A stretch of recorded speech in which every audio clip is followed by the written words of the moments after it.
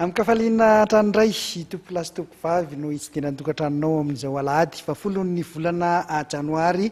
2024 izao atolotra antsika isa-tokantranony arahaba ary izao ihany koa isika vao miona amin'ity taona vaovao ity dia atolotra itsika ihany koa ny firaritso ka samy hotahin'Andriamanitra isika rehetra ry samy ho ambinina amin'ny zavatra rehetra izay atao amin'ity taona 2024 ity indrindra ho antsika mpanao fanatanjahantena dia mba azo vokatra tsara araka izay tadiavina ny tsirairay amin'ity taom-pilalaovana 2024 ity asaina mpanajana ary tsika rehetra anaraka ny fandarana voalohany amin'ity taona 2024 ity mihaonetsika isaky ny alahady alina amin'ny fito ora amin'ny alalan'ny fandaharana mahery amin'izao fotoana izao dia mbola mangingina aloha ny fanatanjahantena satria mbola ao anatin'ny fotoana fialan-tsasatra sy mbola mifampiarahaba sy mifampirarisoa ny tontolon'ny fanatanjahantena sy ny eo amin'ny sehatra maro isan-karazany na zany anaty izany dia maromaro ihany aloha ny taranja mbola mandeha ny taranja baolina lavalava sy ny taranja basketball no resahantsika misimisy amin'ity hariva ity eo ihany koa ny taranja baolina kitra eto manomboka ny fotoana ary amin'ity hariva ity dia ny taranja baolina lavalava izay andraisantsika vahiny ihany koa amin'izao alina izao totosa androany tolakandro teny amin'ny kianja makian-dotam-penaka ny lalao famaranana telo ho an'ny fiadinan'ny tompon-dakan'ny seksiona Ambohidratrimo izany fantatra araka izany izay nandrombaka ny ombony faty eo amin'ny divizionna faharoa divizionna fahatelo ary ny divizionna voalohany omenanao ao anatin'ity fanadihadiana ity ny sarin'ny lalao famaranana teo amin'ny divizionna fahatelo sy ny divizionna faharoa.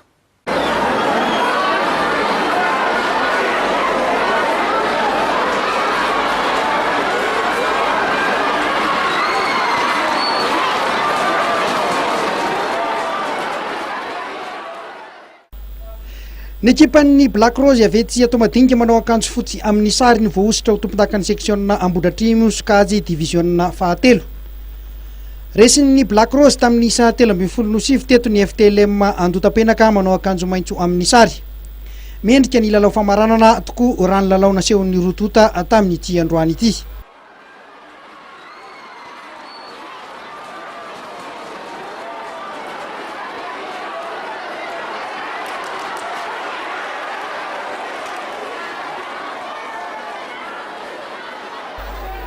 Teo amin'ny fidirana voalohany dia efa nitarika tamin'ny isa 19 ny Black Rose na nampiasa ireo troakara aingam-pandeha ny Black Rose tamin'ity lalao famaranana ity ka mora ho azy ireo no napiditra baolina. Tetsakilan'izay kosa nefa tsy nitazapotsiny ny FTLM Andotam-penaka fa dia nanao izay ho afany namahaly fanafiana tamin'ity lalao ity. Tany amin'ny 3 minitra tsy hifarana ny lalao dia nanindry mafy ny FTLM saingy tsy nentina hatafiditra baolina mihitsy.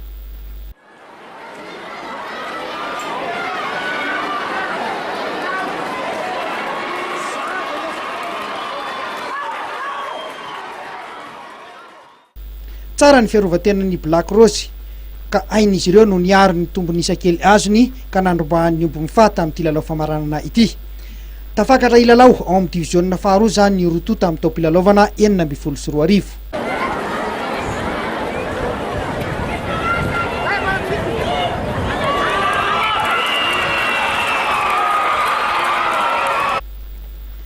Ity arahantsika amin'ny sary ity kosa indray dia ny lalao famaranana teo amin'ny divizionna faharoa izay nikatroha ny TT Anambondrona manao akanjo fotsy amin'ny sary sy ny Oma Andotam-penaka manao akanjo mena sy mavo.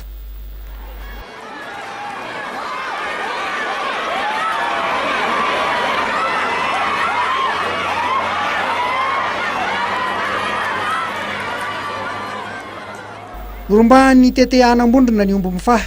resiny tamin'ny isa mazava 2027 ny Oma Andotam-penaka.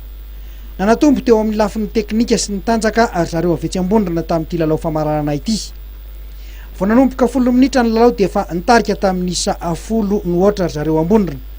Taorian'izay vao nanomboka taitra tamin'ny torimaso ny Oma Andotam-penaka namaly fanafiana.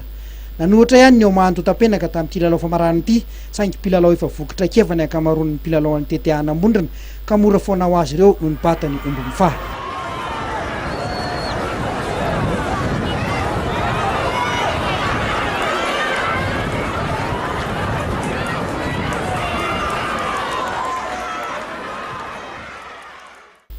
samy ilalao ao amin'ny division voalohany zany ny rotota amin'ny ty taopilalaovana 6 sy 4 arivo ity